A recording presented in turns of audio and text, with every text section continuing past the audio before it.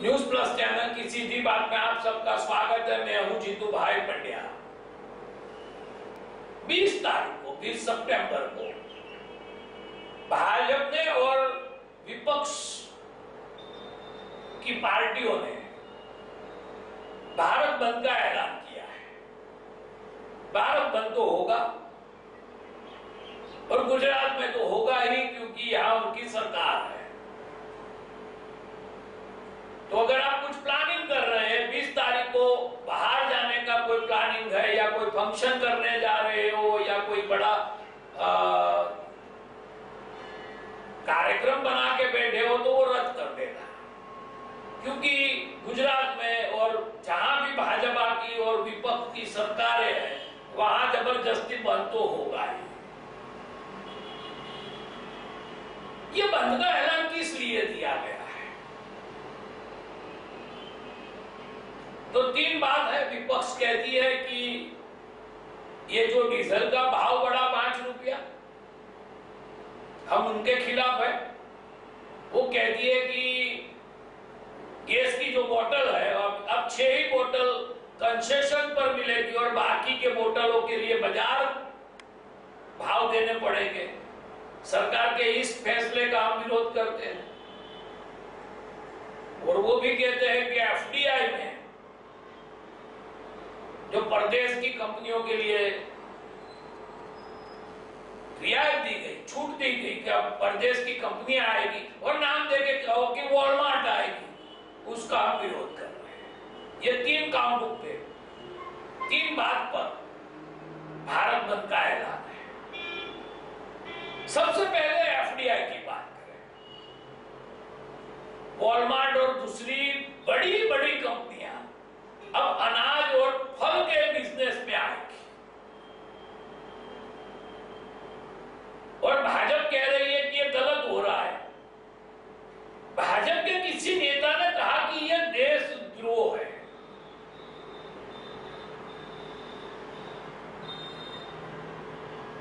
अब यही भाजपा है जिन्होंने 2002 में वाजपेयी जी की सरकार के समय भारत में मैकडॉनल्ड्स को आने की एंट्री दी थी। जब मैकडॉनल्ड्स भारत में आया सब चिल्लाते थे, सब कहते थे कि वेफर बनाने के लिए, पोटैटो चिप्स बनाने के लिए और 2 पाव के बीच में, 2 ब्रेड के बीच में कुछ रख के खाने की जो बात है, ऐसी बातों के लिए भी परदेश से कंपनी बुलानी पड़ेगी। कटलेट्स बनाने के लिए हमें परदेशी कंपनी चाहिए। बहुत विरोध हुआ था। भाजपा की हिंदूवादी सरकार की एक विरोध की वजह यह भी थी कि मैकडॉनल्ड्स आएगी तो उनकी कई वानगी है, उनके कई व्यंजन है जिसपे गौ मांस का उपयोग होता है। तो वाजपेयी जी ने कहा कि नहीं, गौ मांस का उपयोग नहीं होने देंगे, और मैकडॉनल्ड्स ने कहा कि नहीं, हम भारत में गौ मांस का उपयोग नहीं करेंगे, चाहे पूरी दुनिया में करेंगे, पर भारत में नहीं करेंगे। ठीक है, वो बात उन्होंने रखी। पर मैकडॉनल्ड्स लाने वाला भाजपा था। ये बात हम नहीं भूले। कोको कोला को फर्नांडिस साहब ने 77 में भारत से भगाया था। वाजपेयी जी विदेश मंत्री थे, मोरारजी भाई प्रधानमंत्री थे और फर्नांडिस साहब उद्योग प्रधान थे। उन्होंने कोको कोला को भगाया।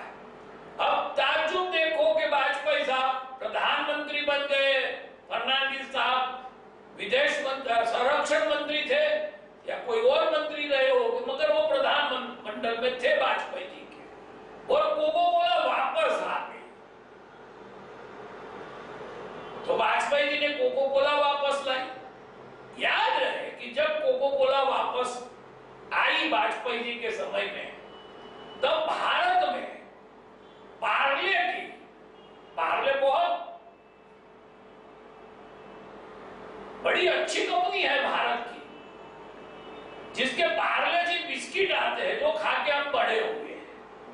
मैं अक्सर कहता हूं, बार बार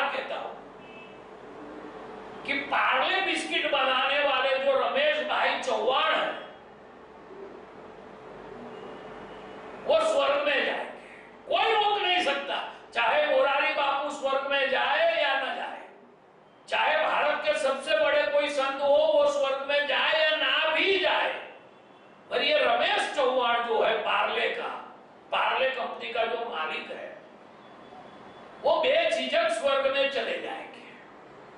आज भी 5 रुपये में अगर आप एक चाय ले लो और एक पार्ले जी का बिस्किट ले लो, आपका पेट भर जाता है। गरीबों की बहुत दुआ ली है आदमी ने, रमेश चौहान ने। उनकी जो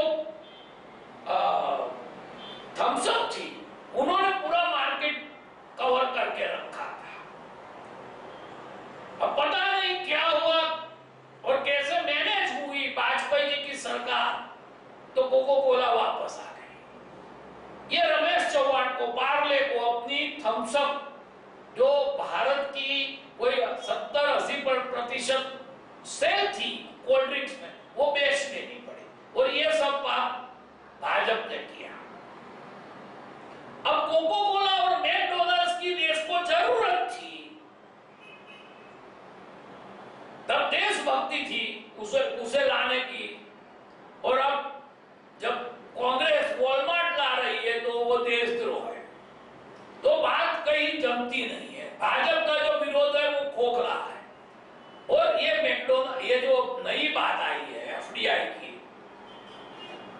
वाजपेयी जी की एक प्रधानमंडल की जब बैठक हुई, कैबिनेट की जब बैठक हुई, इसमें ये 100% एफडीआई लाने का ठराव आया, वो मुसद्दा पास हो गया, वो कैबिनेट की फाइल में पड़ा हुआ है। हाँ, गैजेट नहीं निकली उसकी,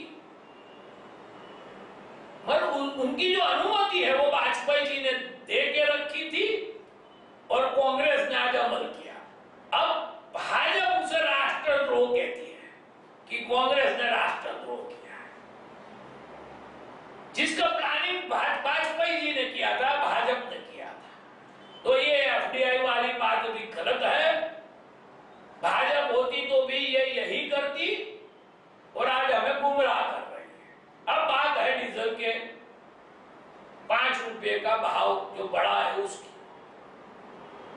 अब गांव में कोई छोटा सा गांव होगा, बड़ा कस्बा होगा समझ लो, वहां बार बार डाकू आते थे, गांव वालों को लूट के चले जाते थे। अब गांव वालों ने विरोध का मोर्चा निकाला और मोर्चे की अगुवाई जो है वो एक सोनी कर रहा था, वो प्रमुख बने बैठा था और वो भाषण कर रहा था कि ये बार बार गांव में लुटारे आते हैं, धाड़ बाड़ू आते हैं, हमें लूट के चले जाते हैं, सरकार क्या कर रही है। और वही सोनी रात को गांव से लूटे गए सोने के जो जवाहरात थे वो डाकों से खरीद लेता था, बहुत सस्ते में खरीद लेता था। अब रात को डकैती में जो गहने चुराए गए हैं वो खरीदना और दिन में उसका विरोध करना, ये सोनी जैसी बात भाजपा कर रही है। डीजल के 5 रुपए बड़े गलत हुआ, मगर वो मान लो, मैं गुजरात का उदाहरण देता हूं कि 12% वेट है यहाँ पे पेट्रोलियम प्रोडक्ट पर, ज्यादा ही होगा, मैं कम से कम कह रहा हूं, मेरे पास कोई एग्जैक्ट फिगर नहीं है। अब 5 रुपया बढ़ा है, उसमें 60 पैसा तो गुजरात सरकार को जाने वाला है। तो गुजरात की भाजपा सरकार ने नहीं कहा कि हमें आज तक जो वेट मिल रहा है डीजल पे वो पर्याप्त है, हम और वेट नहीं चाहते हैं, हम हमारे जो 60 पैसे हैं वो छोड़ देते हैं, हम 60 पैसा नहीं लगाएंगे। गुजरात में डीजल जो है वो 4 रुपया 40 पैसा बढ़ेगा, 5 रुपया नहीं बढ़ेगा। नहीं, उन्होंने ऐसा नहीं कहा।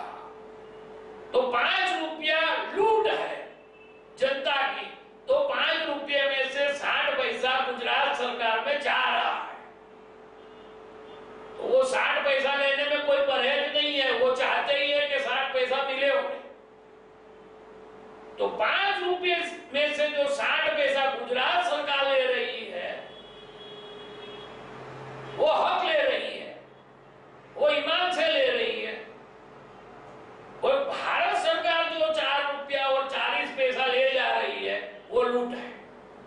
5 रुपये में से भाजपा की सरकार को जो मिलेगा वो खैरात हो जाएगी, और केंद्र सरकार जो ले जाती है वो लूट हो जाती है।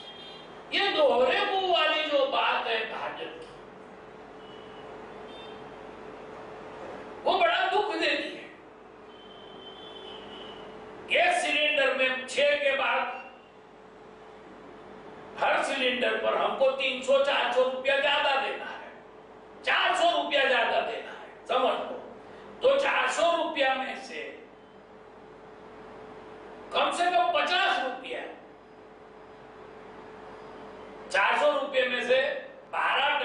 अगर वेट है गुजरात सरकार की, मैं समझता हूं 25% होगी। वेट कम नहीं रखेगी गुजरात सरकार, कम रखने वालों में से नहीं है।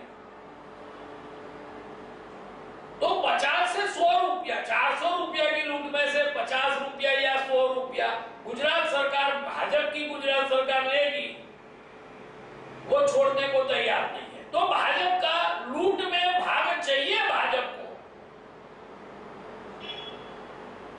और कांग्रेस को डाकू बताने से वो नहीं चूकती है। तो डाकू तो आप भी है, आप भी वो गहने रख लेते हो रात में। तो ये जो बंद का ऐलान है, मेरी दृष्टि से उसमें कोई वजूद नहीं है। वही कर रहे हैं दोनों, भाजपा कांग्रेस दोनों एक के बाद वही कर रहे हैं, और हमें गुमराह कर रहे हैं। तो मैं विरोध करता हूं ये बंद का, नाजायज बंद है। कांग्रेस का भाव बढ़ाना नाजायज है, एफडीआई लाना नाजायज है, और भाजपा का बंद का ऐलान देना भी नाजायज है। सीधी बात में आज बस इतना ही।